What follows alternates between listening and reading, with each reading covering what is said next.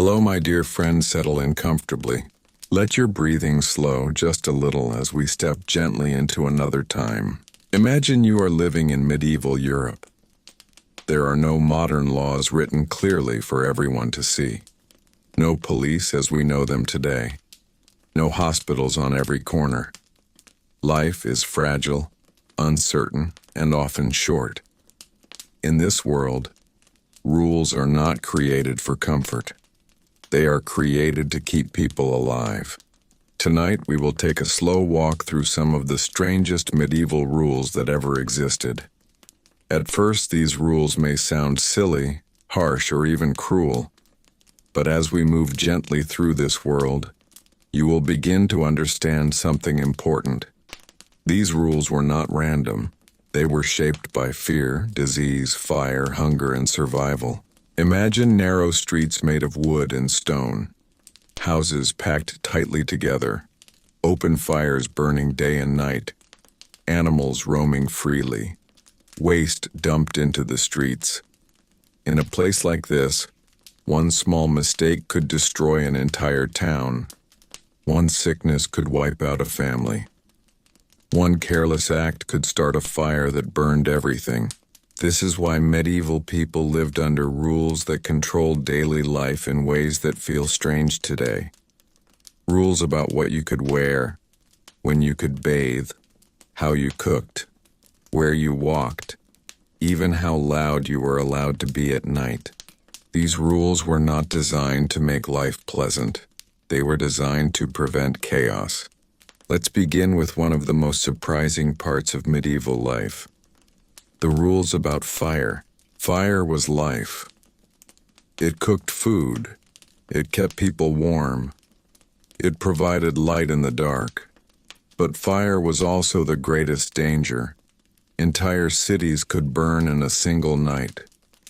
So medieval towns created strict rules around fire use. In many places, people were not allowed to keep fires burning after sunset unless absolutely necessary. In some towns, all hearth fires had to be put out at a specific hour. If your fire was still burning, you could be fined or punished. This was not cruelty. It was fear. A single spark could jump from roof to roof in seconds. People were also forbidden from baking bread at home in some cities. Instead, they had to use public ovens. Why? Because private ovens caused fires. Public ovens were built of stone and watched carefully. This rule protected entire neighborhoods. Now imagine walking through the streets at night. Darkness surrounds you. There are no streetlights, only torches and lanterns. This leads us to another strange rule. In many medieval towns, people were required to carry a light after dark. If you walked at night without a candle or lantern, you could be stopped or punished. This rule helped prevent crime, accidents, and confusion. It also allowed guards to see who was moving through the streets. Silence at night was also enforced. Bells would ring to signal curfew. After that, loud noise was forbidden. No shouting, no singing, no hammering. Noise meant trouble. Noise meant danger. Silence meant safety.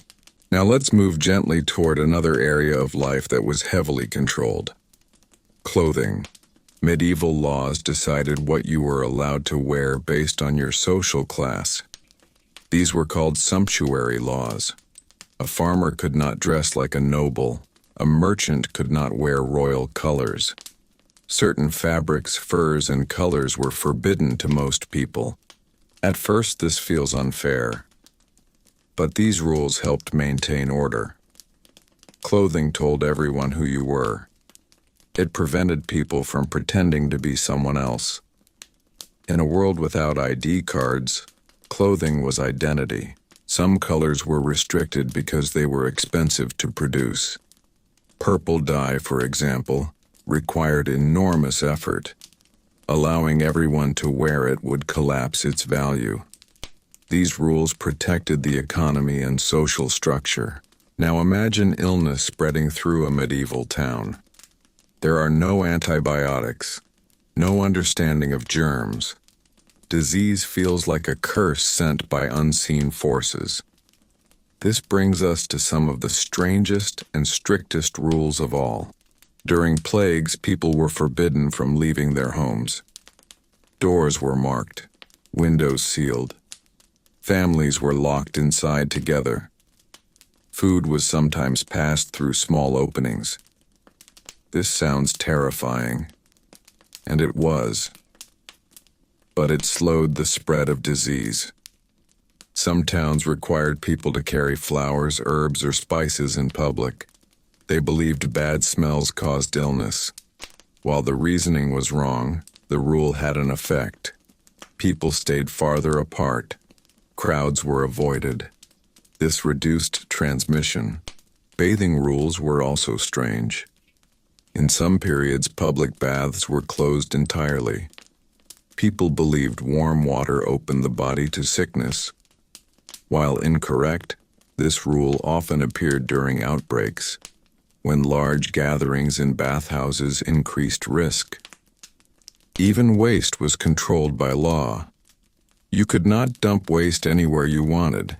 Certain streets were designated for it. Some towns required people to shout warnings before throwing waste out of windows. These rules reduced injury and disease. As you can feel now, these rules were not about power alone.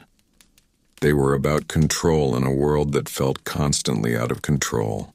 Medieval life was a balancing act between fear and order, between freedom and survival. Rules were the threads holding everything together. As the night grows quieter in our imagination, let us pause here. The world of medieval rules is wide and complex, and we have only just begun to explore it. Now imagine the medieval town waking up to a new day. The streets are still narrow. The houses still lean close to one another. The smell of smoke, animals, and human life hangs in the air. This is where another set of strange but necessary rules quietly shaped daily life. Rules about cleanliness, movement, and how people shared space. Cleanliness in the medieval world did not look like cleanliness today. There were no drains beneath the streets, no running water inside homes. Everything that people used eventually had to go somewhere. Without rules, towns would quickly become unlivable. So laws stepped in where comfort could not. In many towns, it was illegal to dump waste wherever you wished. There were specific days and times when waste could be removed. Certain streets were assigned for it. People were fined if they ignored these rules. Not because leaders cared about beauty, but because disease followed filth closely. Rats thrived where waste gathered. And where rats went, sickness followed.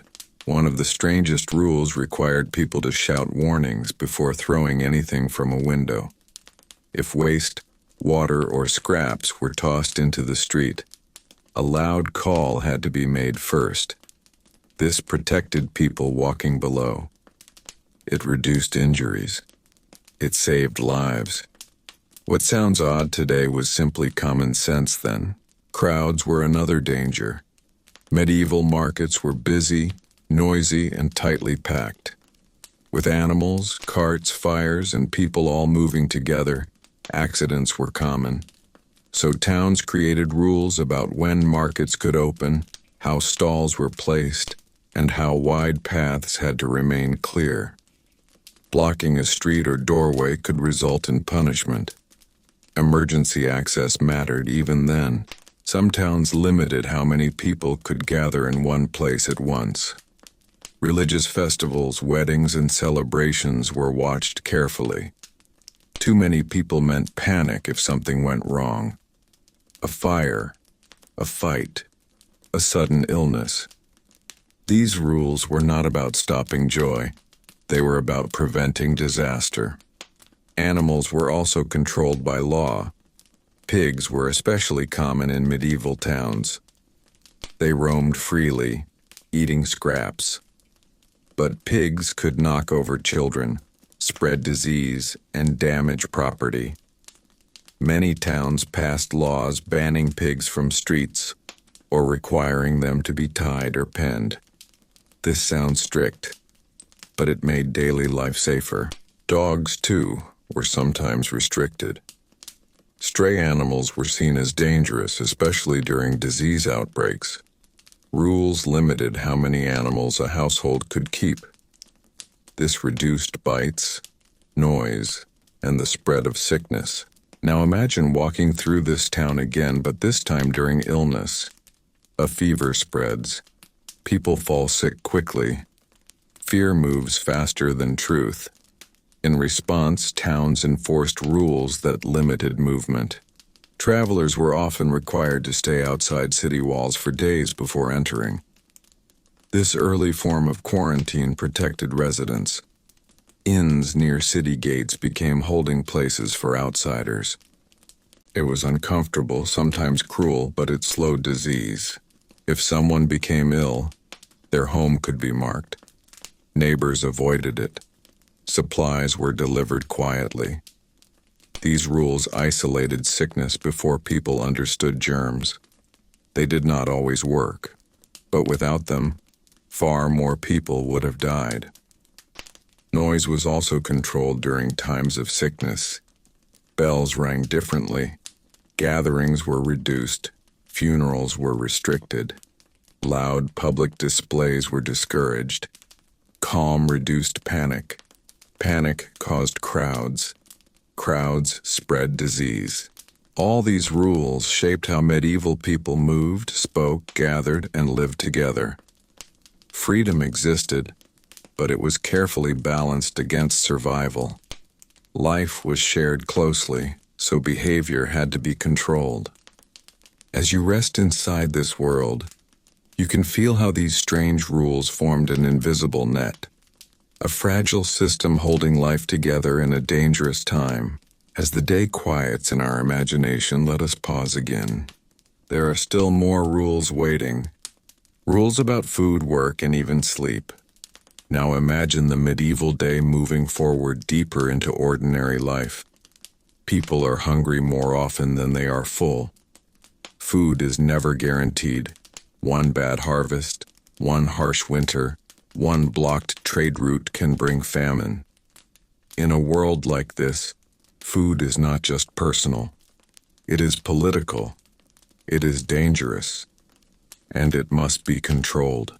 This is why medieval towns created many rules about food that feel strange today. In many places, it was illegal to sell bread below a certain weight or quality. Bakers were watched closely.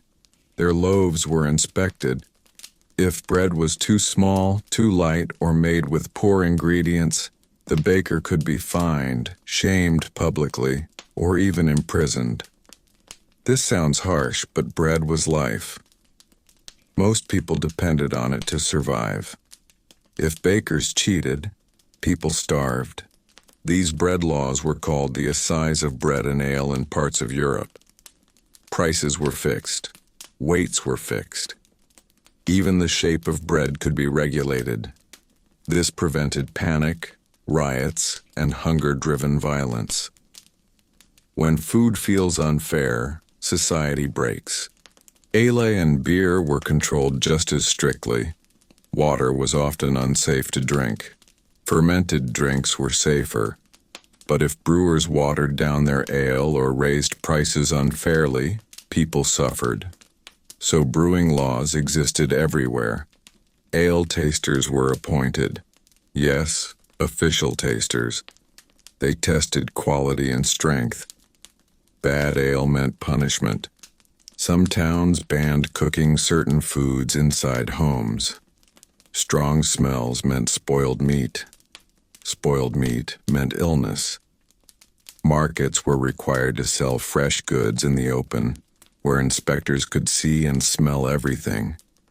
Selling rotten food was not just dishonest. It was dangerous. Meat had special rules.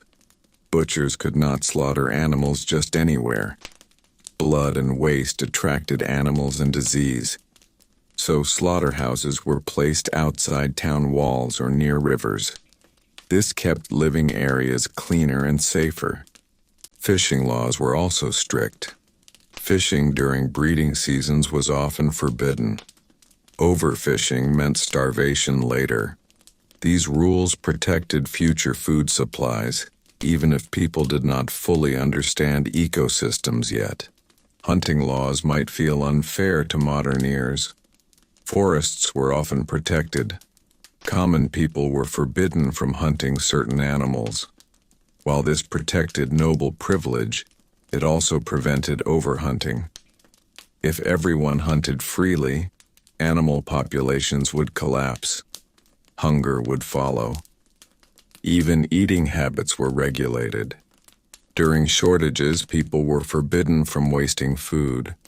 Large feasts were restricted. Throwing food away could lead to punishment. Waste during hunger was seen as dangerous, not just rude. Markets had opening hours for a reason. Buying food early and reselling it at higher prices was illegal. This prevented hoarding. Hoarding created panic. Panic created violence. Medieval leaders feared hungry crowds more than almost anything else. Now imagine the emotional weight of these rules. Hunger sharpens fear. Fear sharpens anger. Food laws were not just about nutrition. They were about peace. People accepted these strange rules because they understood something deeply. Without control, hunger would tear communities apart. A hungry town could turn violent in hours. As evening approaches in our imagined medieval world, these food rules quietly shape behavior. People queue calmly. Bakers work carefully. Brewers follow standards. Markets close on time. These rules do not feel gentle, but they keep something far worse away. As the light fades a little, let us rest here for a moment. There are still more rules waiting. Rules about work, time, and even how long you were allowed to sleep. Now imagine the medieval world moving into the heart of the day. Bells ring from churches and town halls. These bells are not only for prayer, they control time itself. In a world without clocks in every home, bells decide when work begins, when it pauses, and when it must stop. This leads us to another group of strange but important medieval rules. Rules about work, rest, and exhaustion. Medieval life depended on physical labor. Farming, building, blacksmithing, weaving, baking. Every task demanded strength and time. But leaders learned something early. Exhausted people make mistakes, and mistakes can destroy a town. So working hours were regulated. In many towns, people were not allowed to work before certain morning bells or after evening bells. This was not kindness. It was protection. Working in darkness caused accidents. Tired workers dropped tools, started fires, or injured themselves. An injured worker meant one less person feeding a family. There were also rules about rest days. Sundays and religious feast days were legally enforced days of rest. People were forbidden from working, selling goods, or even traveling long distances. These laws were backed by the church, but their effect was practical. Bodies recovered. Tools were repaired. Communities slowed down together. Some people tried to ignore these rules. They wanted more profit, more output, more advantage. Medieval authorities punished them harshly, not because they hated work, but because unfair advantage caused resentment. Resentment led to unrest. Rest days kept society balanced.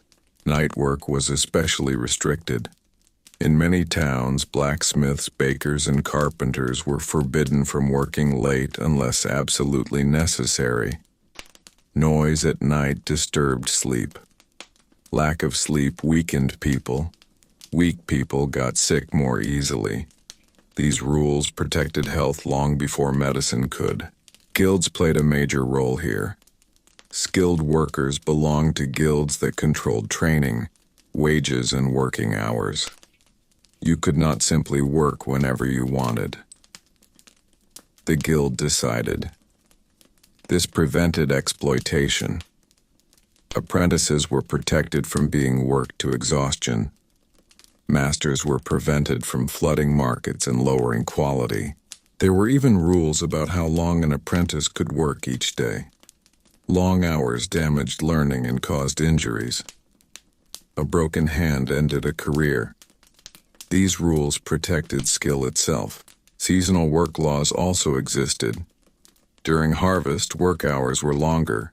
During winter, they were shorter. Medieval rules adapted to the body's limits and the land's rhythm. Fighting nature was dangerous. Working with it kept people alive. Now imagine someone breaking these rules, working secretly at night, producing goods cheaply, undercutting others. This behavior was punished publicly. Fines, loss of tools, shaming. Why so harsh? Because one person ignoring rules threatened everyone else's survival. Time control was also about order. Bells told people where they should be and when. Markets opened and closed by sound. Curfews were enforced by bells. Silence after certain hours was mandatory. Towns needed sleep. These rules might feel controlling today, but in medieval life they created predictability. Predictability meant safety. Safety meant survival. As the day in our imagination moves forward, you can feel how deeply rules shaped every hour. Life was not free, but it was structured enough to endure. Let us pause again, gently. More rules still wait ahead. Rules about morality, family, and even how people were allowed to love. Now imagine the medieval evening drawing closer. Work slows. Streets grow quieter. Families gather indoors. This is where some of the strictest and strangest rules of all come into focus. Rules about family, behavior, morality, and private life. These rules often feel the most uncomfortable to modern minds, yet they were created for one simple reason: to keep society from falling apart in a world with no safety nets. Family was not just emotional in medieval times. It was economic. It was survival. A household was a working unit. If families broke down, people starved. So laws protected family structure very aggressively. Marriage was heavily controlled. In many places, people were forbidden from marrying without permission from family or community leaders. This was not only about control. Marriage created obligations. Property, land, tools, and labor were shared. A bad match could destroy two families instead of one. Rules ensured stability over romance. Sex outside marriage was punished harshly. Not because medieval people were more moral than others, but because children without support were dangerous for society. There were no welfare systems, no orphan care beyond charity. Every child needed a household. These rules forced responsibility in a world where irresponsibility had deadly consequences. Even pregnancy was regulated. In some towns, unmarried pregnant women were required to publicly name the father. This ensured the child would be supported. Shame was used as a tool, not out of cruelty, but to enforce accountability. Homes themselves were controlled by law. How many people could live in one house? Who could sleep where? In crowded towns, overcrowding spread disease and fire. These rules reduced risk, even if they felt invasive. Morality laws also extended to behavior in public. Swearing, gambling, drunkenness, and fighting were punished. Again, not because joy was forbidden, but because disorder spread quickly in tight communities. One fight could become many. One drunk could start a fire. One argument could turn into bloodshed. Nighttime behavior was watched closely. Curfews were strict. Couples walking together after dark could be questioned, not for romance but for safety. Darkness hid crime. Crime threatened everyone. Even clothing tied into morality. Certain outfits were banned because they were seen as distracting or provocative. This was not about beauty. It was about controlling attention in a fragile society. Too much desire, jealousy, or rivalry could turn violent. Church laws reinforced many of these rules. Religious authority and civic authority worked together. Not always kindly, but effectively. Shared belief systems made rules easier to enforce. When people believed rules came from a higher power, they followed them more willingly. These rules shaped daily life deeply. They limited freedom, yes, but they also reduced chaos. Medieval society balanced on a thin edge. One bad season, one violent dispute, one fire. Everything could collapse. As night settles gently over our imagined medieval town, families close their doors. Candles burn low. Silence spreads. Rules fade into habit. Life continues, fragile, but held together. Rest here for a moment. More strange rules still remain. Rules about travel, strangers, and who was allowed to belong. Now imagine the medieval night passing slowly, and a new morning beginning. Mist rests over fields. Gates creak open. This is the moment when people begin to move. And with movement comes fear. Not fear of monsters, but fear of strangers. This is where some of the strangest medieval rules appear. Rules about travel, outsiders, and who was allowed to enter a town at all. In medieval times, most people never traveled far from where they were born. Villages were small. Towns were close-knit. Everyone knew everyone else. A stranger stood out immediately, and strangers brought risk, disease, crime, conflict. So rules were created to control movement very tightly. Many towns required travelers to announce themselves at the gate. Guards asked questions. Where are you from? Why are you here? How long will you stay? Without good answers, entry could be denied. This was not cruelty. It was protection. One sick traveler could bring plague. One criminal could start chaos. Some towns required visitors to stay only in approved inns. Sleeping in private homes was forbidden. This reduced theft and kept strangers visible. Innkeepers were responsible for reporting suspicious behavior. If a crime happened, the innkeeper could be punished too. Responsibility was shared. Travel itself was regulated by law. Peasants were often forbidden from leaving their lord's land without permission. This sounds like imprisonment, but it was about survival. If too many workers left, crops failed. Food shortages followed. These rules kept land productive and communities fed. There were also rules about roads and bridges. Travelers had to pay tolls, not just for money but for maintenance. Roads washed away easily. Bridges collapsed. Without tolls, trade stopped. These rules kept trade routes alive. Strangers were often required to carry letters of passage.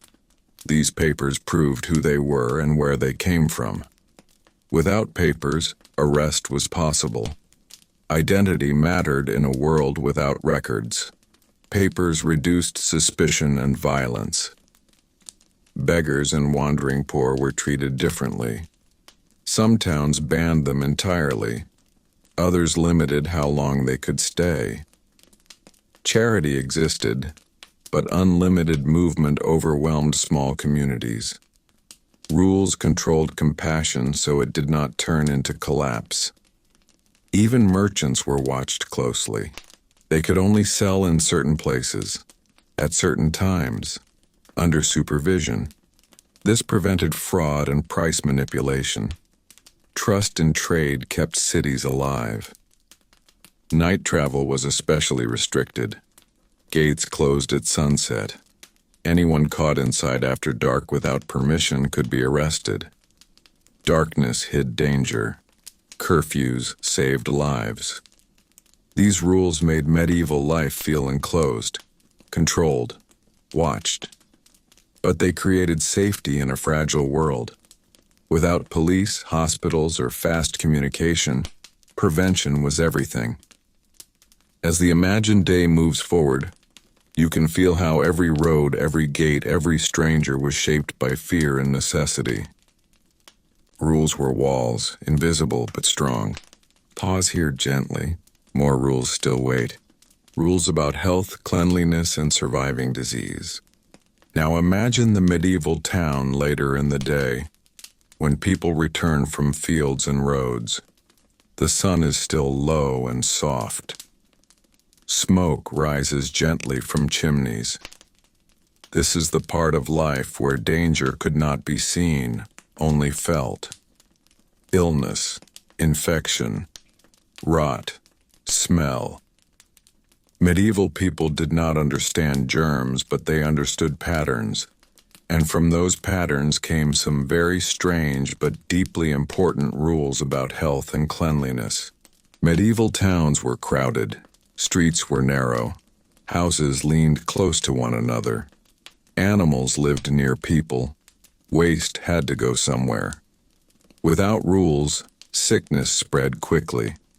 So towns created laws that controlled dirt, water, and waste with surprising strictness. One common rule forbade throwing waste into the street during the day. Waste could only be dumped at certain hours, often early morning or late night, and sometimes only after shouting a warning. This gave people time to step aside. It reduced direct contact with filth. It also reduced anger and violence caused by accidents. But waste control went deeper. Some towns fined people for letting trash pile up near their homes. Rotting waste attracted rats. Rats brought disease. People did not know why, but they knew sickness followed filth. So cleanliness became law.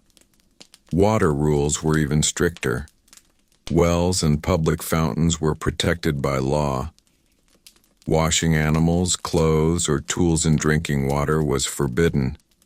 Even touching water sources with dirty hands could result in punishment. Clean water meant life. Dirty water meant death. Butchers faced some of the hardest rules. They could only slaughter animals in certain places, often outside town walls or near flowing water. Blood and remains were dangerous. These rules prevented contamination and reduced smell that attracted pests. Markets were also regulated for health. Meat could not be sold after certain hours. Fish had to be sold quickly. Spoiled food caused illness. Inspectors checked goods by sight and smell. If food was bad, it was destroyed publicly. This protected buyers and punished sellers. Bathing rules might surprise you. While medieval people did not bathe daily, public bathhouses existed and were regulated. These baths were seen as healthy. Rules controlled water changes, crowd size, and behavior. Clean skin was believed to balance the body. Quarantine laws were among the most serious. When sickness appeared, houses were marked. People were forbidden from leaving. Visitors were banned. Markets closed. Entire streets could be locked down. These rules were harsh, but they saved lives. Funerals were also controlled. Bodies could not be kept too long. Burials had to happen quickly and in specific places. Death itself was regulated to prevent further death. Even air mattered. Tanners, dyers, and other foul-smelling trades were forced to operate away from homes. Bad smells were believed to carry sickness. While not scientifically accurate, this rule reduced exposure to harmful chemicals. Medieval health rules may look strange now, but they were built from observation, from loss, from survival. Each rule was written in response to suffering already endured. As evening comes again in our imagination, the town feels quieter, cleaner, controlled. People retreat indoors, trusting the rules that protect them from what they cannot see.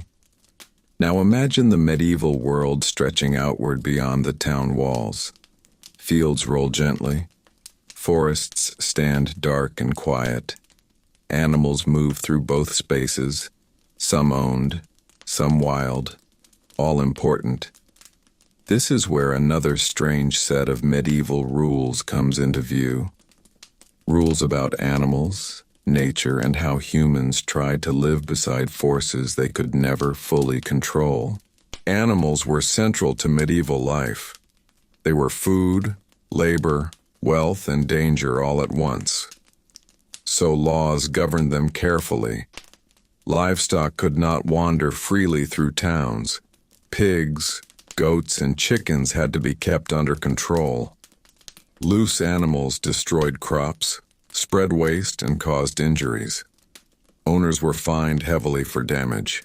Pigs were especially regulated. They were useful, eating scraps and cleaning waste. But they were also aggressive. There are many records of pigs attacking children. Some towns banned pigs entirely. Others required them to wear bells so people could hear them coming. Horses, oxen, and carts were controlled too. Speed limits existed in medieval streets. Running a horse through town could get you punished. Crowded streets made accidents deadly. These rules protected pedestrians.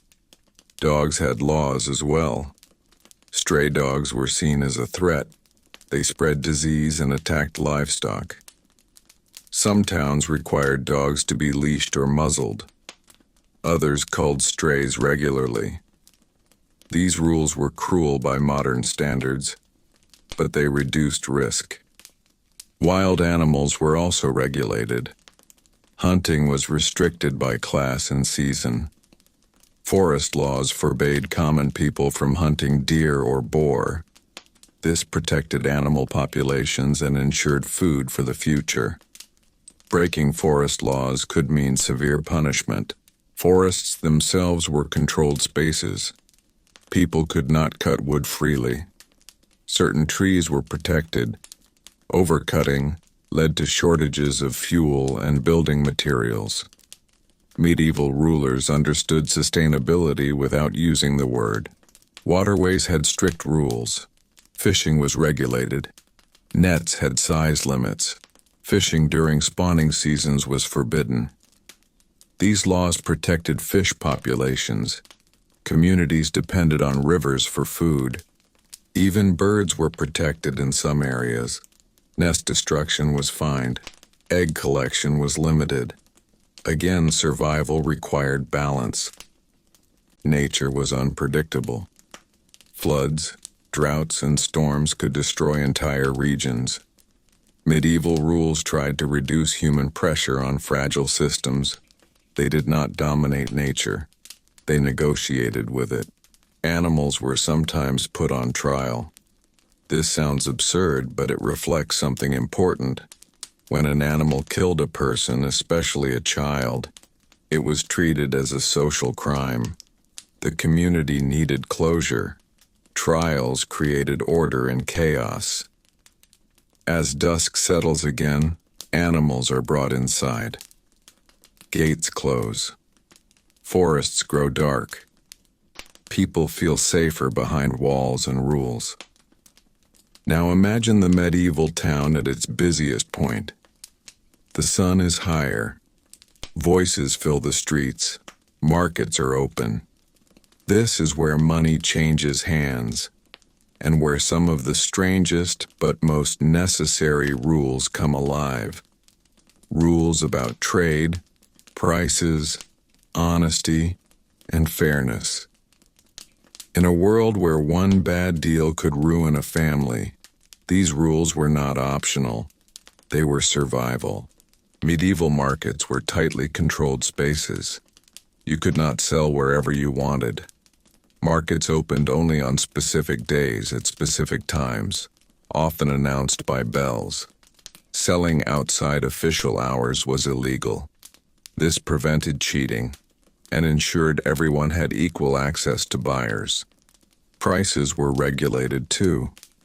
Town authorities set fair prices for bread, beer, grain, meat, and cloth. This feels strange today, but without regulation, sellers could raise prices during shortages and cause starvation. Price laws protected the poor and kept peace. Food riots were common when prices became unfair. Bread laws were especially strict. Bakers had to follow exact weight and size rules. Inspectors checked loaves regularly. If bread was too small or too light, bakers were fined or publicly punished. Bread was life. Cheating with bread was treated as a serious crime. Beer and ale had their own rules. The strength, price, and quality were regulated. Weak ale cheated buyers. Strong ale caused disorder. Ale tasters were official roles in some towns. Their job was to test drinks and enforce rules. Weights and measures were standardized by law. Merchants had to use approved scales. Tampering with scales was severely punished. Without fairness in measurement, trust collapsed. Trade could not exist without trust. Foreign merchants faced special rules. They were limited in how long they could stay, where they could sell, who they could sell to. This protected local workers from being overwhelmed. It also reduced fraud. Money itself was regulated carefully. Coin clipping and counterfeiting were punished harshly. Coins represented trust and authority. If trust failed, markets collapsed. Guilds again played a key role. They controlled quality. A shoemaker could not sell bad shoes. A clothmaker could not sell weak fabric. Guild inspections protected buyers and the reputation of the town. Markets were also moral spaces. Gambling, loud arguments, and fighting were banned. Disputes were handled by officials. Violence scared customers and damaged trade. Even profit was watched. Making a living was allowed. Excessive profit was not. Greed was seen as dangerous, not morally only but socially. Greed caused imbalance. As afternoon slowly passes, markets close. Goods are packed away. Coins are counted carefully. People return home with what they need. The rules fade back into the background, invisible but powerful. Now imagine the medieval town growing quieter again. The market is closed. Work has slowed. People gather, not to buy or sell, but to watch. This is where some of the most uncomfortable and strange medieval rules appear. Rules about punishment, about shame, about making examples out of people so others would not follow the same path. Medieval justice was not private. It was public by design. Punishment was meant to be seen, not only by the criminal but by everyone else. In a world without police patrols, cameras, or prisons as we know them, fear and memory were the strongest tools. Many crimes were punished by public exposure rather than imprisonment. The pillory, the stocks, the whipping post, these were not only for pain, they were for embarrassment. A person locked in the stocks could not move. People passed by. Some laughed, some shouted insults, some threw rotten food. The goal was simple: Make the crime unforgettable. Why was shame so important? Because medieval society depended on reputation. Your name was everything. Your word, your honor. If your reputation was damaged, business suffered, marriage prospects disappeared, trust vanished. Shame worked long after bruises healed. Minor crimes often received public punishment. Stealing small items, cheating in trade, breaking curfew. These did not usually result in death. Instead, offenders were marked socially. The community remembered. More serious crimes faced harsher rules. Repeated theft, violence, or betrayal could lead to exile. Being banished from a town was often worse than prison. Outside the walls, survival was uncertain. No food, no shelter, no protection. Some punishments were symbolic.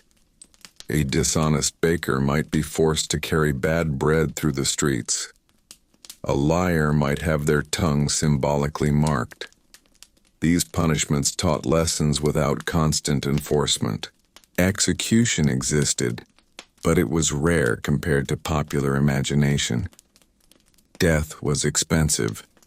It removed a worker from society. Most medieval laws aimed to correct behavior, not erase people. Children were also punished publicly, though less severely. The goal was early correction. A child who learned shame early was believed to become a better adult. Punishment rules also protected the accused. Trials existed. Witnesses were required. Confessions under torture were controversial even then. Medieval people understood that false punishment damaged trust. Justice was not always fair. Power mattered. Wealth mattered. But rules tried to create consistency. Without consistency, revenge replaced law.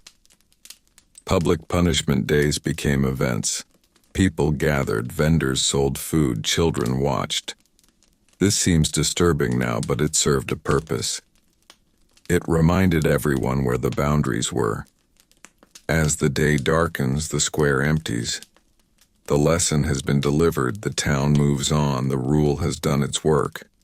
Now imagine the medieval night settling fully over the town. Fires glow softly through small windows. Candles flicker. The world feels quieter, but not empty. This is where belief takes over, where rules shaped not only what people did, but what they feared. Medieval life was filled with things that could not be explained. Storms, disease, sudden death, bad luck. And so, many strange rules were created to protect people from what they could not see. Superstition was not foolishness to medieval people. It was logic built from fear and experience. When something bad happened again and again, rules were formed around it. If sickness followed certain behavior, that behavior became forbidden. If disaster followed certain days or actions, those moments were avoided. There were rules about days considered unlucky. Certain dates were avoided for travel, weddings, or important decisions. Markets might close. Courts might delay trials. People believed starting something on the wrong day invited failure. These rules created emotional safety. They reduced anxiety in uncertain lives. Church bells were believed to drive away evil. During storms, bells were rung loudly. Rules required bell ringing during lightning or strange weather. The sound was thought to protect crops and homes. Whether true or not, it gave people comfort and unity in fear. There were also rules about nighttime behavior. Whistling at night was forbidden in some regions. It was believed to attract spirits. Leaving doors open after dark was discouraged. Candles had to be extinguished properly. Darkness was powerful. Rules helped control fear. Certain animals were tied to superstition: black cats, owls, snakes. Killing or protecting them could be regulated depending on belief. These rules gave meaning to random events.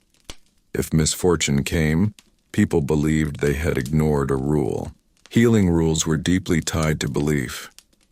Herbs had strict preparation rules. Words were spoken while mixing remedies. Healing was both physical and spiritual. Rules gave structure to care when medicine was limited. People were forbidden from mocking belief openly. Ridiculing religious rituals or superstitions could lead to punishment, not because everyone believed equally, but because belief held society together. Mockery weakened shared meaning.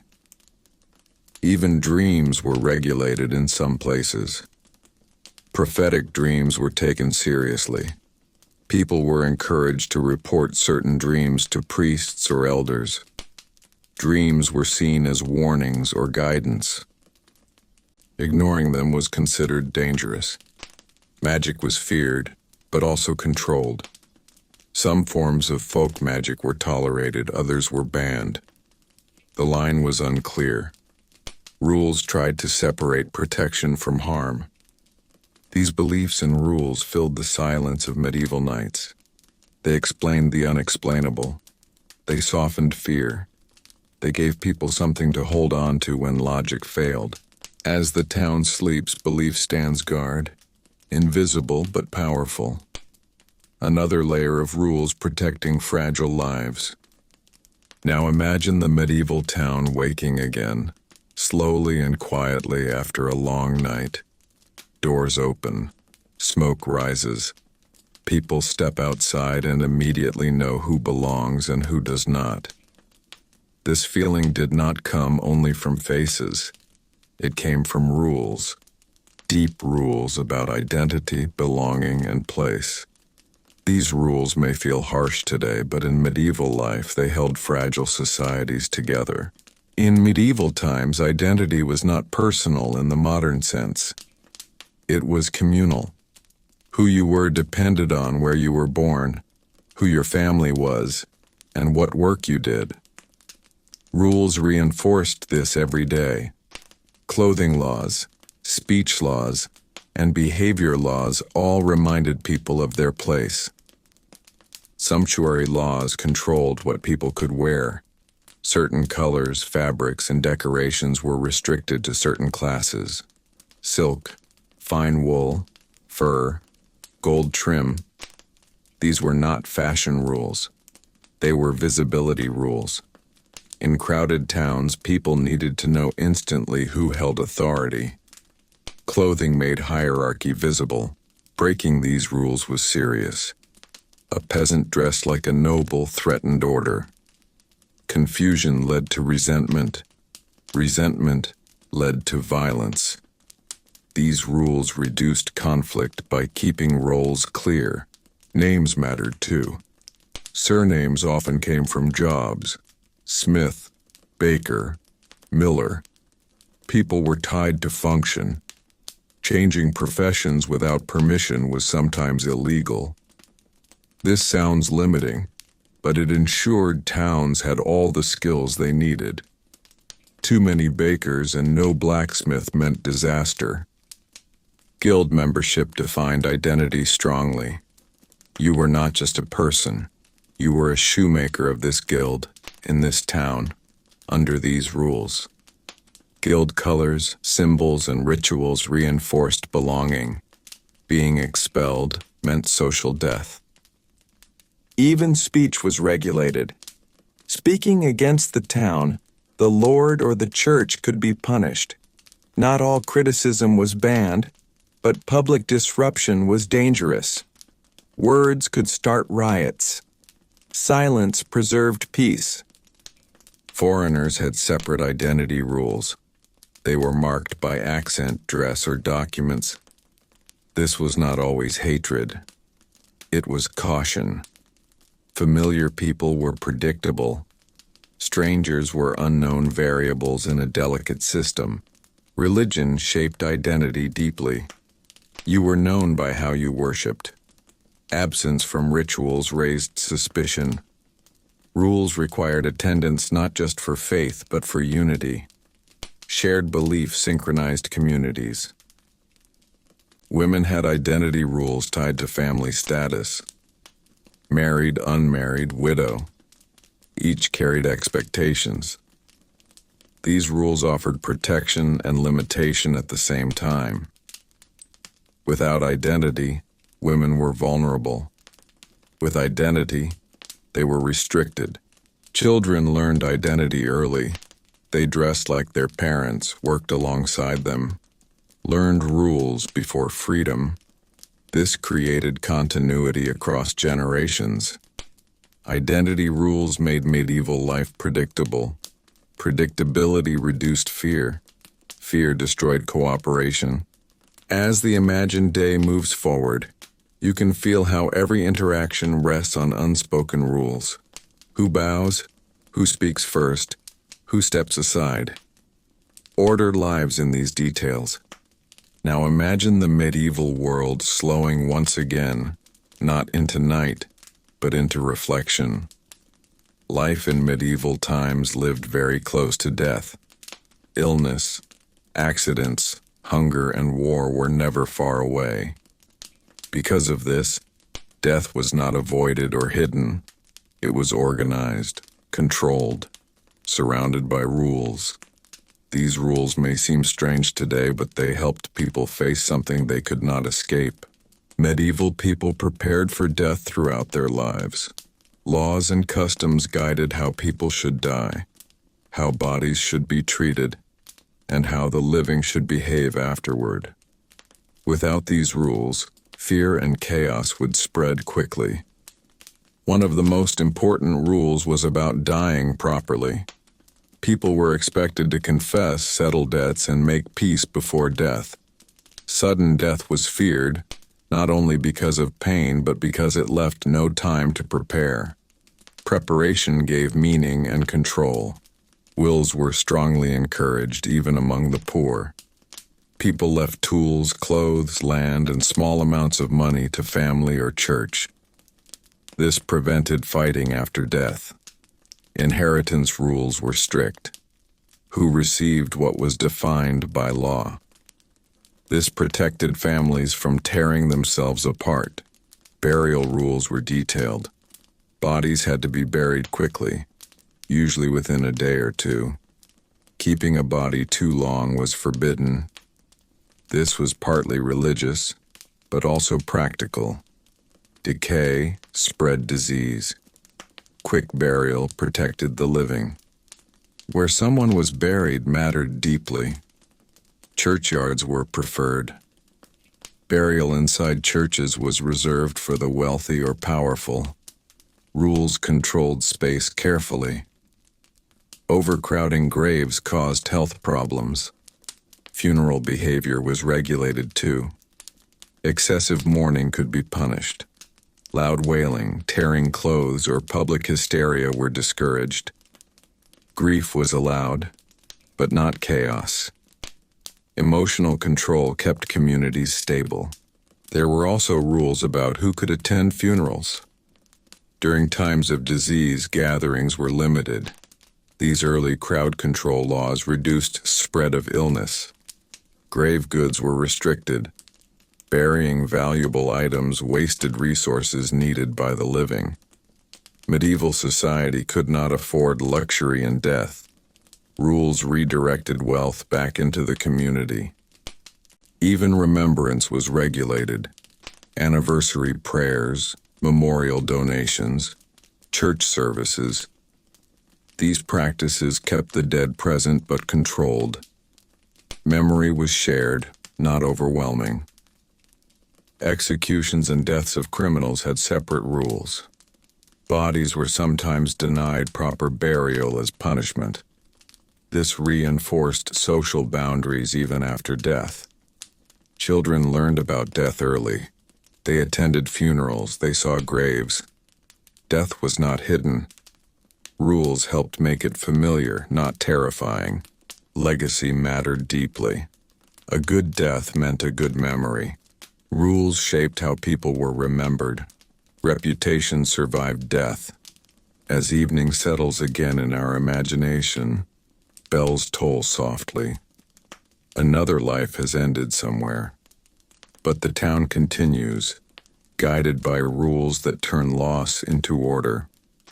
Now imagine the medieval town moving forward again, not into a new day, but into the long flow of years. People are born, people grow old, people die, yet the town remains. This is where the final kind of strange medieval rules becomes clear. Rules that were not about one moment, but about continuity. About making sure life continued almost the same way, generation after generation. Medieval society feared sudden change more than hardship. Hunger could be survived, cold could be endured, but chaos destroyed everything. So many rules existed simply to slow change, to keep life familiar, predictable, stable. Tradition itself was protected by law. Customs were written down and enforced even when no one remembered why they started. If something had always been done this way, it was dangerous to question it. Change meant uncertainty. Uncertainty meant fear. Land inheritance rules are a perfect example. In many regions, land could not be divided freely. It passed to one heir, often the eldest son. This feels unfair today. But dividing land into smaller and smaller pieces made farming impossible. These rules kept land productive. Village councils enforced old ways. New tools, new farming methods, or new building styles were sometimes banned at first. Not because they were bad, but because untested change could fail. Failure threatened food supply. Festivals followed strict calendars. Seasonal celebrations marked planting, harvest, and rest. Rules required participation. These rituals synchronized communities. Everyone moved together through the year. Language itself was guarded. Speaking in unfamiliar ways raised suspicion. Words shaped thought. Shared language preserved shared reality. Education rules were limited. Too much education outside religious institutions was discouraged. Knowledge was power. Power had to be controlled to prevent unrest. Children were trained early to repeat what their parents did. Apprenticeships followed fixed patterns. Innovation was slow. But skills were preserved perfectly. Even architecture followed rules. Houses were built similarly. Streets followed known layouts. Familiar spaces felt safe. These continuity rules created a world that changed slowly enough for people to adapt. Medieval life did evolve, but carefully, like a river shifting its course inch by inch. This is why medieval society survived centuries of hardship, not because it was free, but because it was structured. Rules acted like bones beneath the body of society, invisible but essential. As night falls one final time in our imagination, you can feel the weight of all these rules together. Strange, harsh, protective, necessary. They were not written to make life easy. They were written to make life possible.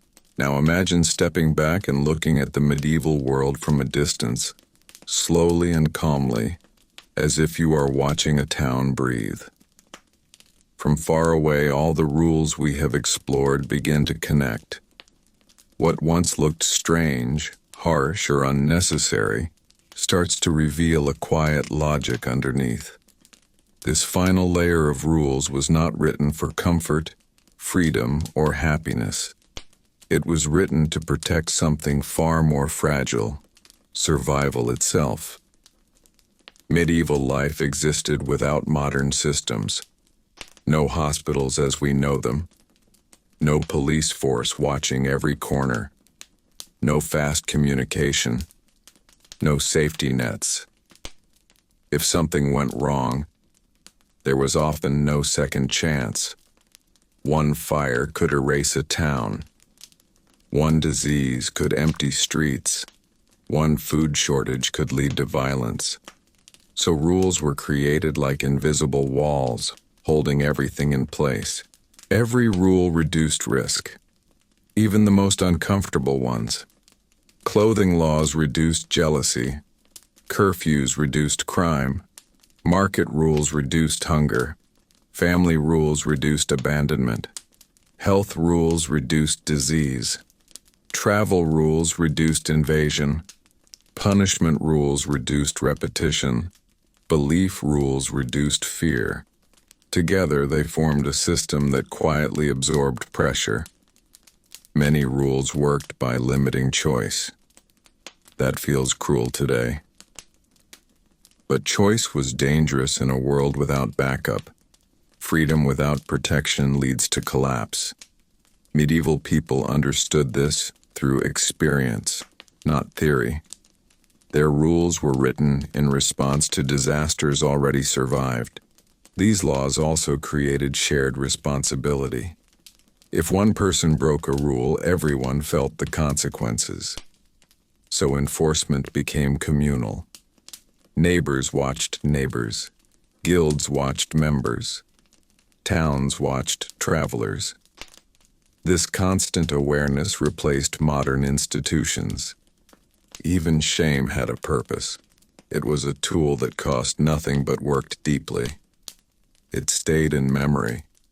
It shaped behavior quietly, long after punishment ended.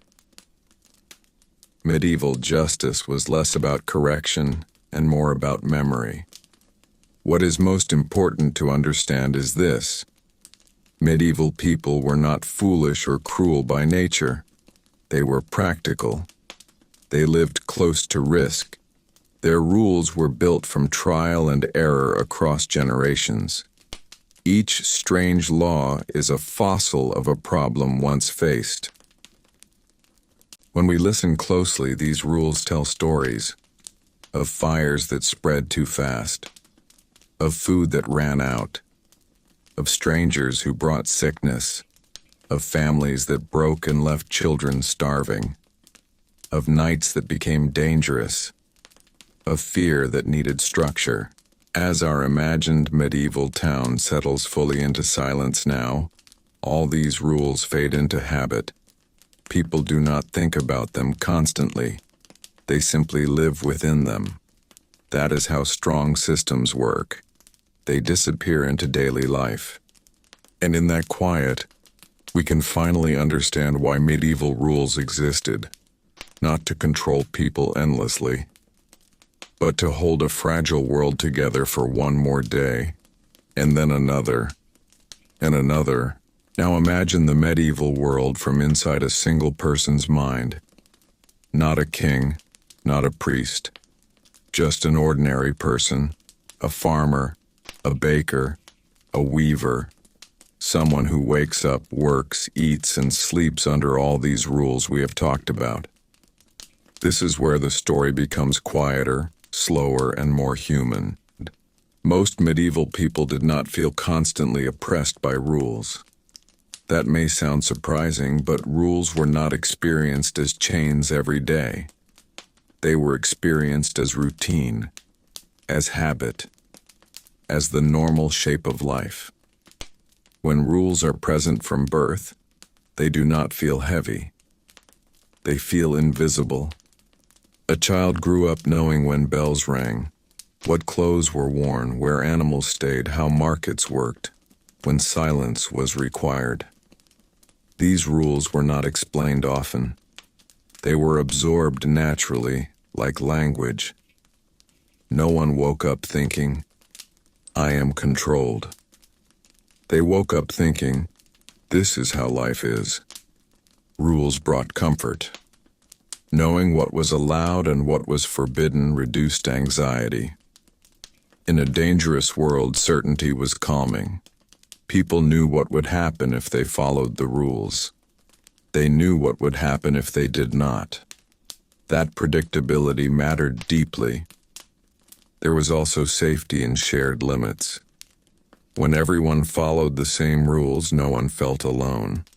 Everyone stopped work on the same days. Everyone closed doors at the same hour. Everyone obeyed the same market laws. Life moved together. Isolation was rare. Of course, people complained. They bent rules. They whispered. They found small freedoms. A drink shared quietly. A late conversation behind closed doors. A shortcut taken at dawn. Medieval people were human, but they rarely questioned the entire system. Doing so felt dangerous and pointless. Fear played a role, but so did trust. People trusted that rules existed for a reason, even if they did not fully understand them. Elders passed down explanations. This is how it has always been. That sentence carried authority. Rules also gave people identity. Knowing one's place meant knowing one's role. Roles gave meaning. A blacksmith mattered because he followed guild rules. A baker mattered because bread laws protected buyers. Even peasants mattered because land rules kept food growing. When disasters came, people clung to rules even more tightly. After fires, after sickness, after famine, rules felt like anchors. They were something solid when everything else felt uncertain. This does not mean medieval life was happy.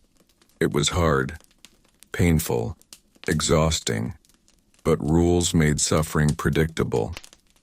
Predictable suffering is easier to endure than sudden chaos. As we move quietly through this imagined life, you can feel how rules were not just imposed from above. They were woven into daily existence. They shaped thoughts, expectations, and behavior without constant force. In many ways, rules replaced modern systems. They were medicine, law, insurance, and psychology all at once. They managed fear when science could not. Now imagine a moment when the rules do not work as planned. Not because people are evil, but because life becomes too heavy. A bad harvest, a long winter, a sudden sickness.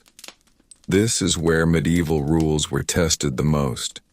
And this is where the story becomes very human again. Rules were strong, but they were not perfect. Sometimes food still ran out. Sometimes disease spread anyway.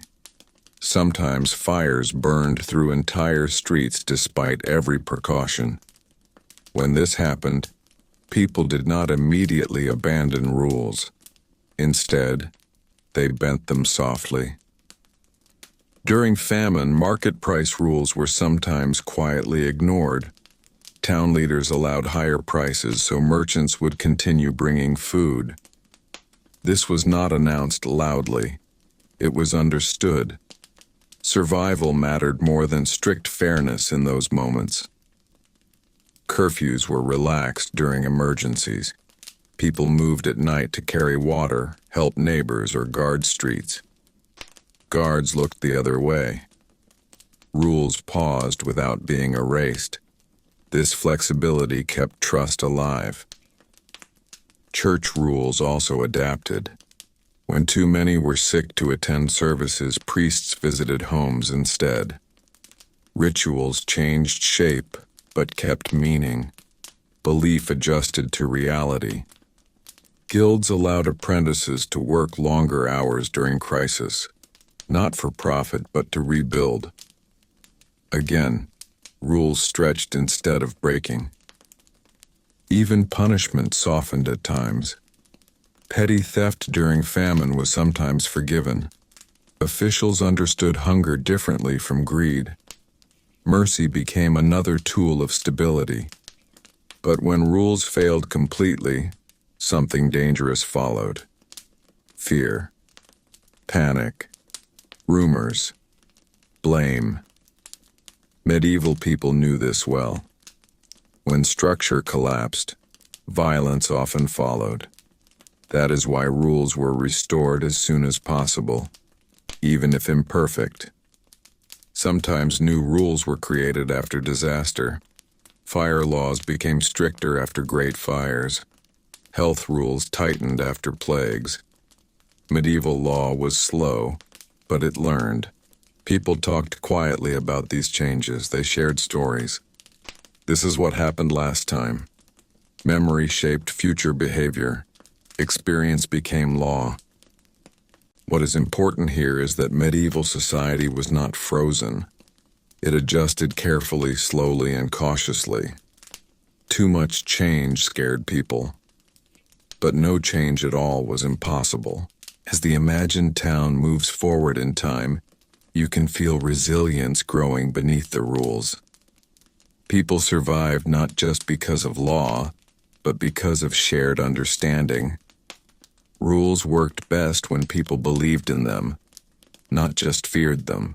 Now imagine stepping even farther back, slowly, calmly, as if time itself is stretching. The medieval town grows smaller in the distance. The bells fade. The rules remain, not as laws written on parchment, but as quiet lessons. This is where the final meaning of these strange medieval rules begins to appear. At first glance, medieval rules look harsh, controlling, even cruel. But when we stay with them long enough, something softer emerges. These rules were answers to problems that had no easy solutions. They were built in a world without science, without modern medicine, without fast help. They were human attempts to manage fear, scarcity, and uncertainty. One of the clearest lessons is this: structure creates calm. Medieval people lived surrounded by danger, disease, hunger, violence, nature itself. Rules created borders around that fear. Even imperfect rules gave people something to hold on to. Today, we use systems, laws, and technology for the same reason. Another lesson is shared responsibility. Medieval rules worked because they were communal. Everyone followed them together. Everyone rested on the same days. Everyone closed gates at the same hour. Everyone respected market rules. When responsibility is shared, people feel less alone. These rules also show us the power of routine. Routine reduces anxiety. Medieval life followed rhythms, bells, seasons, festivals, curfews. These rhythms shaped sleep, work, and rest. In a world that moved slowly, routine was grounding. Even now we feel calmer when life has structure. There is also a lesson about limits. Medieval rules accepted limits instead of fighting them. Limits of the body, limits of land, limits of resources. Instead of chasing endless growth, they focused on balance. That balance kept societies alive for centuries. Punishment, though uncomfortable, reminds us of something important too. Behavior shapes community. Medieval people understood that actions ripple outward. Rules were not just personal restrictions. They were community protection. Even superstition-based rules teach us something. Humans need meaning. When logic fails, belief fills the gap. Medieval rules provided emotional protection when knowledge was limited. Today, we still seek meaning in uncertainty. Perhaps the most important lesson is adaptability. Medieval rules were not fixed forever. They changed slowly. After suffering taught new lessons. This slow learning kept societies from collapsing completely. As the imagined medieval world fades into history, its rules do not disappear. They echo in work schedules, in public health laws, in market regulations, in community norms. We are not as far removed as we think. These rules were not perfect. They caused pain. They limited freedom. But they also preserved life. And in a dangerous world, preservation mattered more than comfort. Now imagine the medieval world continuing, not in dramatic moments, but in long stretches of ordinary days. Days where nothing terrible happens. No fire, no sickness, no invasion. Just life moving slowly forward. This is where one final truth about medieval rules becomes clear. Most people did not spend their lives fighting these rules. They lived inside them quietly, almost peacefully. Rebellion was rare, not because people loved authority, but because rebellion was dangerous. In a fragile society, breaking rules did not feel brave. It felt reckless. One broken rule could bring punishment not just to the rule breaker, but to family, neighbors, and even entire villages. Responsibility was shared, so obedience became natural. Most medieval rules worked because they aligned with daily survival. Wake when the bell rings. Work when light allows. Rest when darkness comes. Eat what the land provides. Gather when told. Separate when needed. These rules matched the body's natural rhythm. When rules follow nature, resistance fades. People also feared uncertainty more than restriction. Knowing what tomorrow looked like mattered deeply. Rules gave shape to the future. Even a hard future felt safer when it was predictable. Chaos promised nothing but fear. Authority was close, not distant. The Lord lived nearby. The priest knew families by name. The guild master worked beside apprentices. Power was visible and personal. This reduced the feeling of being controlled by something unseen. Rules felt local, not abstract. Stories also played a role. Children grew up hearing stories about what happened when rules were ignored. Fires that spread, famines that worsened, towns that collapsed.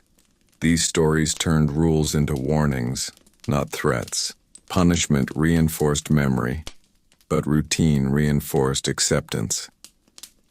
Over time, rules stopped feeling like rules. They became the way things are. Once that happens, obedience requires no effort. Even those who suffered under rules often defended them. A harsh system felt better than no system at all. People had seen what happened when order vanished. Fear taught faster than philosophy. Community pressure mattered more than law. Disapproval from neighbors hurt more than fines. Being excluded from shared life was devastating. Rules protected belonging. As years passed, generations replaced each other, but the structure remained. Children grew into adults already shaped by rules.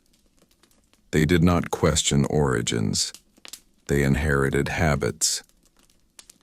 This quiet acceptance is why medieval society endured for so long. Not because it was fair, but because it was stable enough. Stability kept people alive. As this part settles, imagine the medieval town continuing beyond our view. Bells still ring, gates still close, fires still glow. Life continues, quietly held together by rules that rarely needed force. Now imagine the medieval world no longer as a place you are studying, but as a place you are quietly leaving behind. The rules are still there, but they no longer stand out. They have blended into the rhythm of life so completely that no one speaks of them aloud. This is how systems truly succeed. They disappear into normal life. By this point, medieval rules were no longer felt as commands. They were felt as habits. People did not wake up thinking about laws. They woke up thinking about weather, bread, animals, and daylight. Rules lived underneath those thoughts, guiding actions without demanding attention. A farmer did not think, "I must obey land laws." He simply planted where his family always had. A baker did not think, "I must follow bread rules." She baked the size everyone expected. A traveler did not think, "I must obey gate laws." He waited at the gate because that was how travel worked. Obedience required no effort once it became routine. This is the quiet power of medieval order. It trained people gently over generations until behavior no longer needed enforcement. The strongest rules were the ones people stopped noticing. Even fear softened with time. The fear of punishment faded into memory. What remained was trust. Trust that bells would ring. Trust that markets would open. Trust that neighbors would follow the same rhythms. Trust that tomorrow would look like today. Rules also created emotional safety. In a dangerous world, knowing what to expect calmed the mind. Sleep came easier when doors were closed at the same hour. Rest felt deeper when everyone rested together. Anxiety lowered when life followed familiar paths. Over time, rules shaped values: patience, endurance, acceptance. People learned to live within limits instead of fighting them. This does not mean they were happy all the time, but they were grounded. Grounded people survive longer than restless ones. As centuries passed, some rules slowly disappeared. Others transformed. Some became traditions. Some became customs. Some became laws that still exist today, wearing different names. Work hours, market standards, public health rules, curfews, zoning, all echoes of medieval thinking. What remains most important is this: medieval rules were not written to build a perfect world. They were written to prevent collapse. And they worked. Again and again. Quietly. Imperfectly. But long enough for generations to live, love, struggle, and rest. Now imagine the medieval town one last time. Night has fully settled. Fires burn low. Animals are quiet. Bells have stopped. Nothing dramatic happens. And that is the point. Stability feels boring. But boredom is peace. Let the town fade gently now. Let the rules dissolve into habit. Let history rest where it belongs. And for now, remain still. Let the quiet deepen. Let rest continue in its own time. Now imagine yourself taking one last slow walk through the medieval world. Not as a visitor, not as a judge, but simply as a quiet observer. There is no lesson being taught anymore. No rule being explained. You are only watching life as it moves calmly, under everything we have talked about. The streets are familiar now. You know when people wake, you know when work begins, you know when bells ring and when silence is expected. Nothing feels strange anymore. What once seemed harsh now feels expected. Predictable, almost comforting. People step outside their homes with no rush. They greet neighbors they have known their whole lives. They move through the same paths their parents walked and their grandparents before them. Rules guide their steps, but those rules are no longer felt as pressure. They are simply part of the ground beneath their feet. Children play within clear boundaries. They know how far they can go. They know when they must return.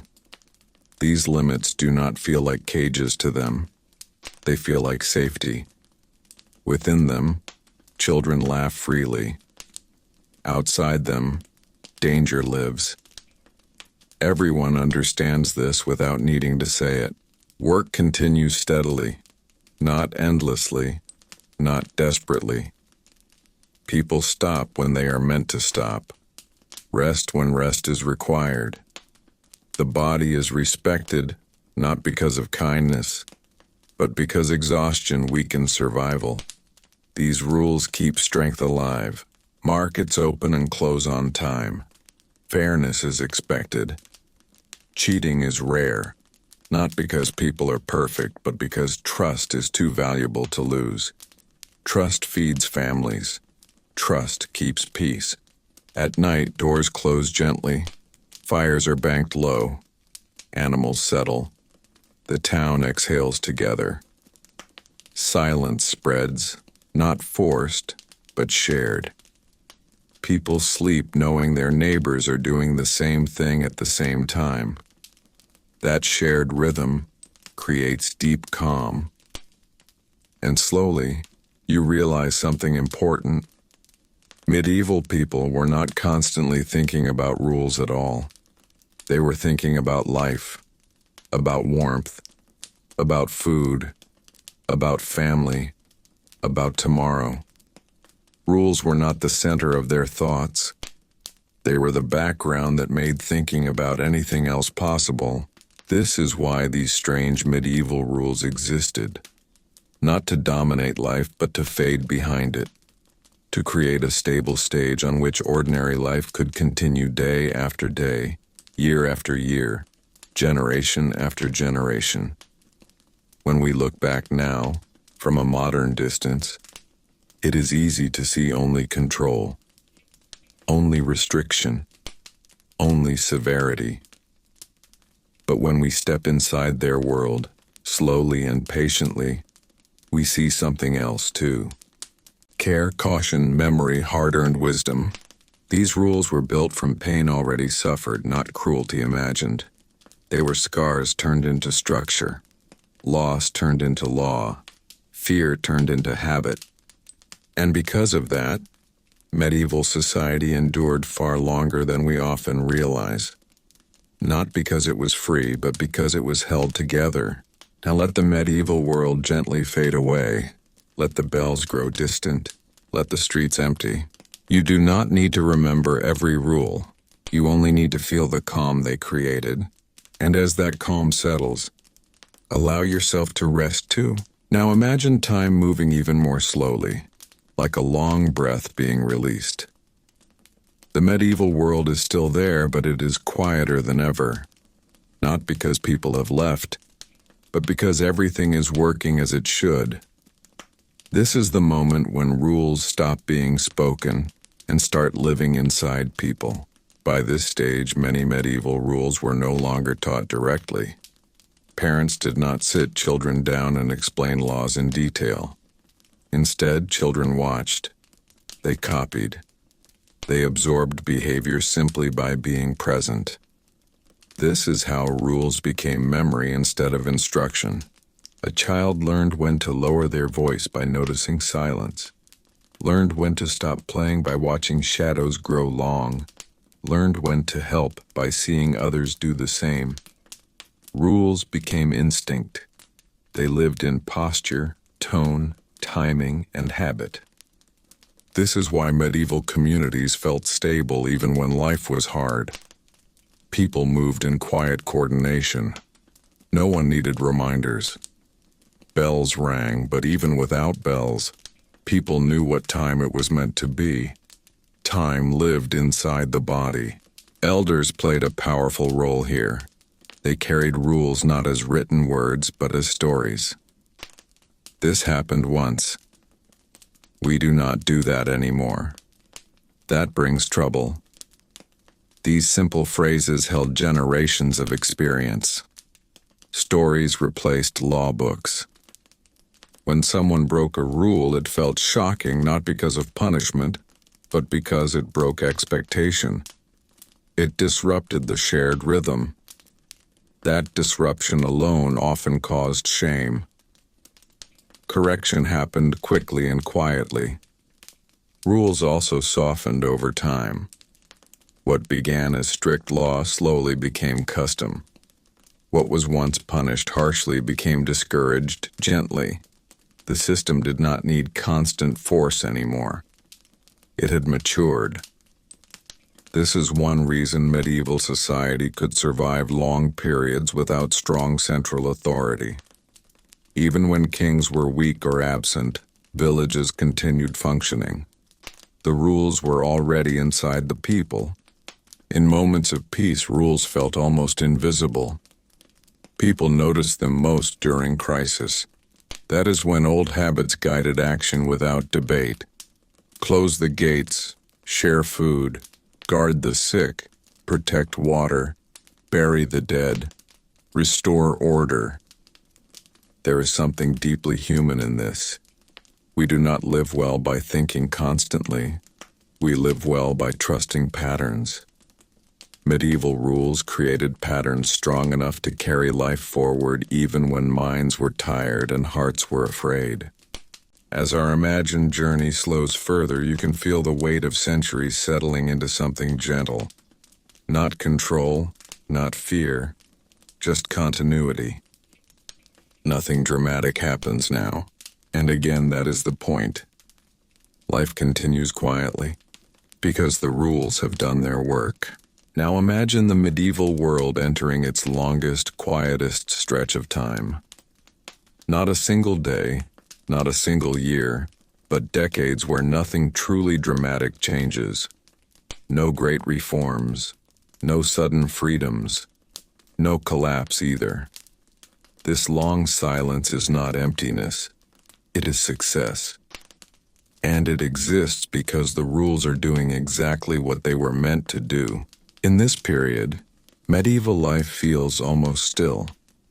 Fields are planted the same way they always were. Tools are repaired instead of replaced. Homes are patched, not rebuilt. People rarely expect improvement. They expect continuation. And continuation is enough. Rules support this slow endurance. They discourage excess. They discourage ambition that moves too fast. Anyone who pushes too hard against the rhythm is quietly pulled back by custom, expectation, or community pressure.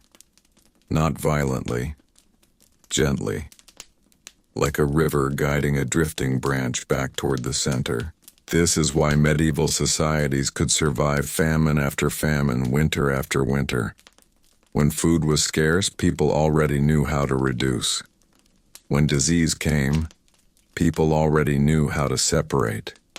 When danger appeared, people already knew how to close ranks. No debates were needed.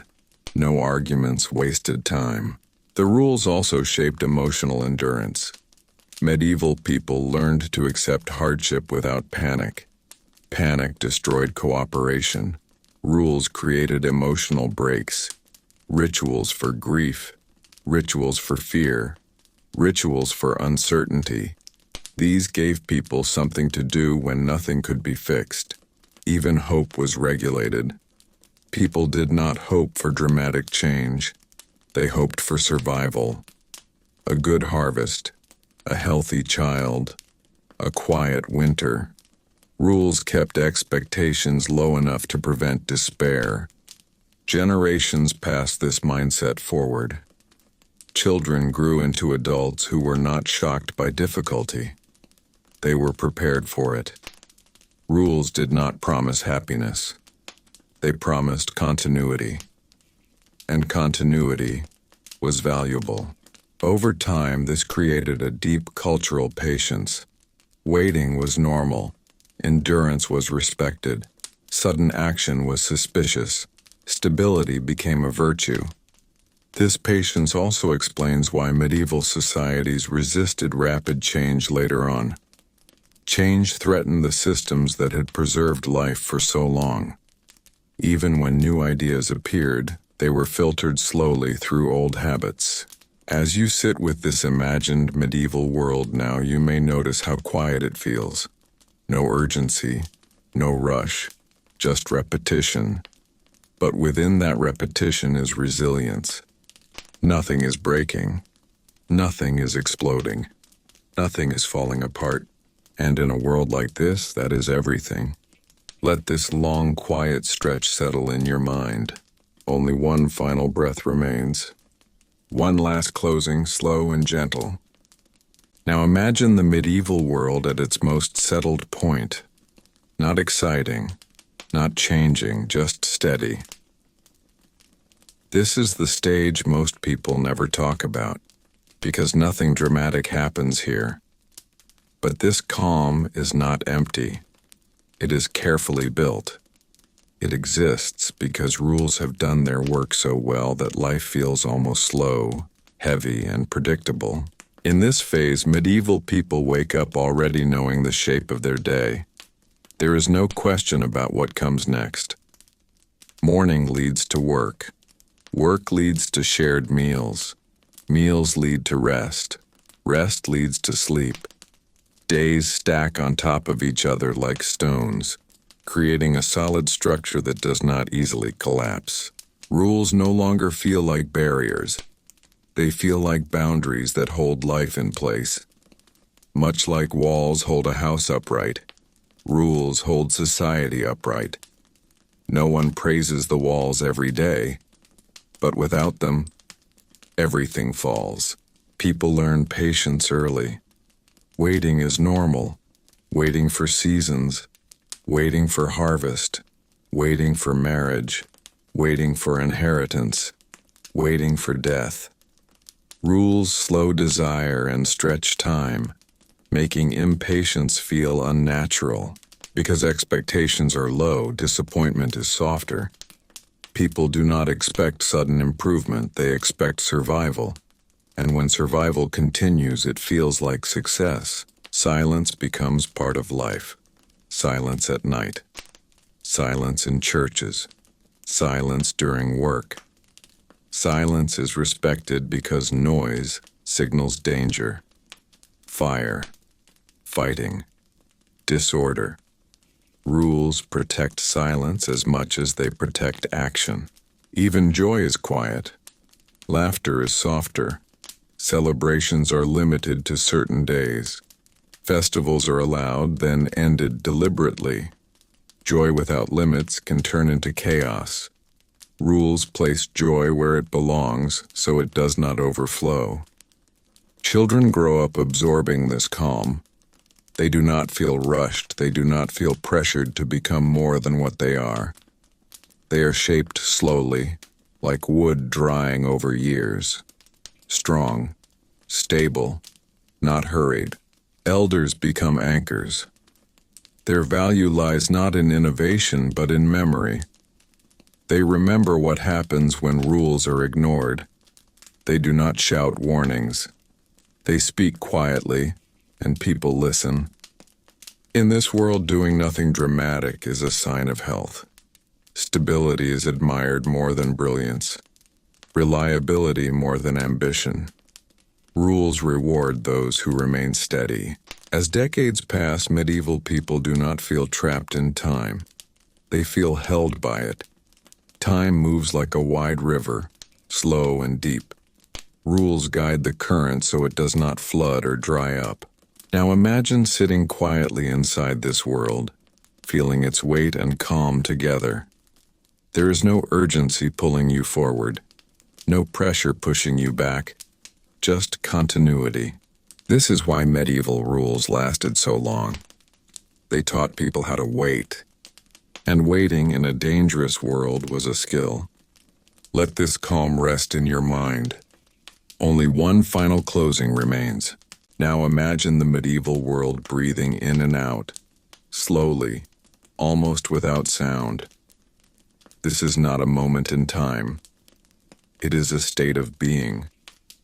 By now, the rules have shaped everything so deeply that life feels steady, grounded, and heavy in a calm way. Nothing pulls too hard. Nothing pushes too fast. People no longer measure their lives in big events. They measure them in seasons, in winters survived, in harvests completed, in children grown strong enough to help. Rules make life feel wide instead of sharp. Time stretches gently. The most important thing the rules protect now is energy. Physical energy, emotional energy, mental energy. In a hard world, wasting energy is dangerous.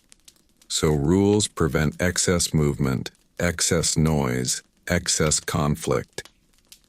Everything unnecessary is slowly trimmed away. Travel is limited. Ambition is modest. Speech is careful. Life is not meant to be impressive. It is meant to continue. Rules quietly teach people this lesson again and again. Even conflict follows rules. Arguments do not explode instantly. Elders step in. Community pressure slows anger. Revenge is discouraged because it never ends well. Rules turn raw emotion into controlled response. People also learn how to live with fear without letting it rule them. Fear exists, of illness, of hunger, of loss. But rules give fear a place to sit quietly instead of running wild. Rituals absorb fear. Routine absorbs fear. Shared behavior absorbs fear. This creates a strange kind of peace, not happiness, not comfort, but steadiness.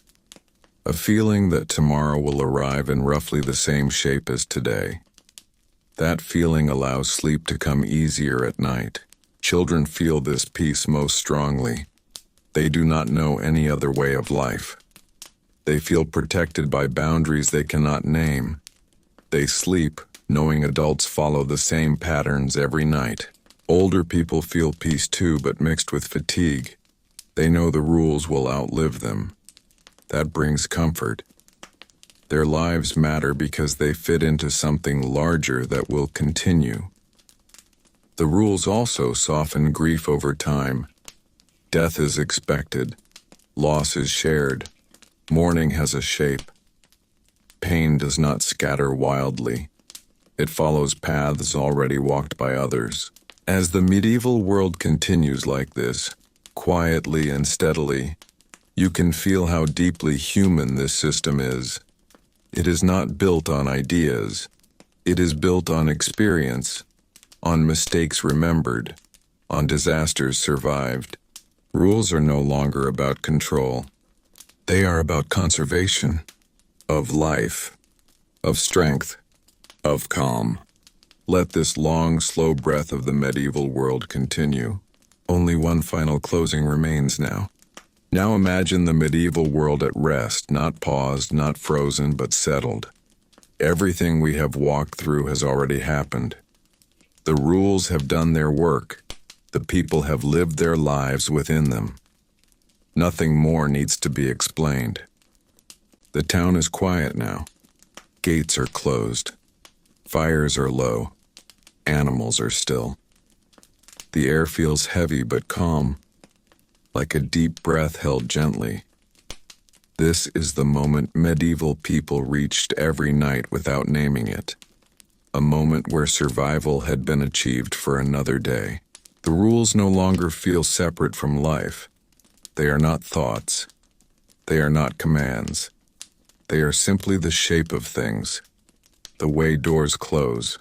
The way voices soften. The way bodies rest when darkness comes. No one is thinking about law or order anymore. People are thinking about sleep, about warmth, about tomorrow's light. That is when rules have truly succeeded, when they disappear into normal life. Everything strange we explored now feels distant. The punishments, the restrictions, the silence, the limits. When seen from inside the medieval world, they were not cruelty, they were caution. They were memory turned into structure. These rules did not create a perfect world. They created a survivable one. And in a time filled with danger, that was enough. The medieval world does not end with noise or collapse. It fades slowly like embers cooling after a long night. Life continues beyond our view, carried quietly by habits shaped over centuries. There is nothing left to fix, nothing left to explain, nothing left to fear. Only a world that learned how to hold itself together, long enough for people to live, love, work, and rest. Now let the images soften. Let the town grow distant. Let history close its door gently, and for now remain still. Let the quiet deepen. Let rest arrive in its own time.